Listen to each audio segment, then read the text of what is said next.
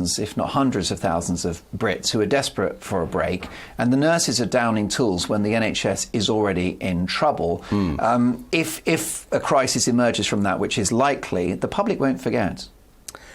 I think, of course, they won't forget. But let's face it, the NHS is in a state of pretty close to collapse as it is. You know, accident and emergency waiting times. You know, the government's announced a target that people should be able to see a GP within 2 weeks. That's the target. If your father or anyone's dad or sister or brother-in-law has, a coronary thrombosis on the 10th of December or the 15th and doesn't get seen at A&E quickly enough, you won't take kindly to the fact that staff are on strike, which is bound to put pressure on the service. No, indeed. You will want to blame somebody, I just wonder whether we love the nurses. It's not digging them out, but I blame the unions who have walked the nurses into this. And there are plenty of nurses who don't want to go on strike. Yes. And that sort of Hippocratic oath, first, do no harm. I just wonder whether we're looking at quite a damaging precedent for nurses to go on strike at this time. Well, I think it is damaging, and what tends to happen in these disputes is there's a wave of public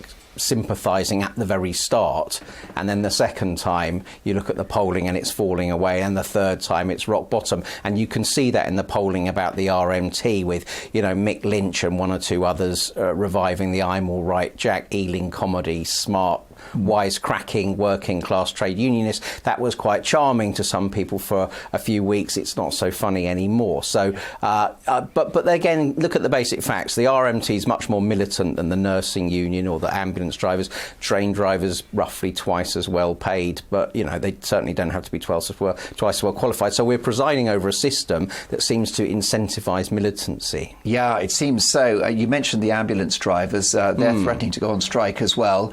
You'd better hope your Uber driver's got a medical degree.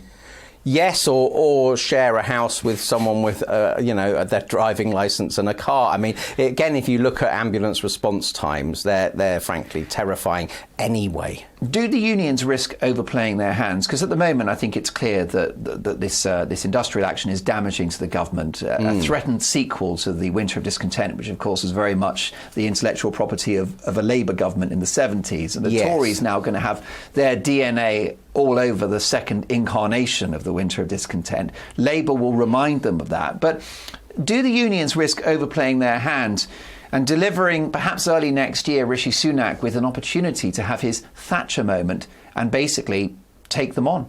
Only if he has it in him to be that determined to face them down, to go through, short-term unpopularity and tough it out. Could it be his Falklands moment next year? I personally don't see it in him, and I would take you back to an even earlier precedent than the Winter of Discontent. 5 years before that, Edward Heath was Prime Minister and trying to grapple with the National Union of Mine Workers. He couldn't beat them. He called a general election on who governs Britain. The electorate looked at him and thought, well, if you need to ask, it's obviously not you. And I think I see Rishi Sunak more going down that path than the Thatcher one.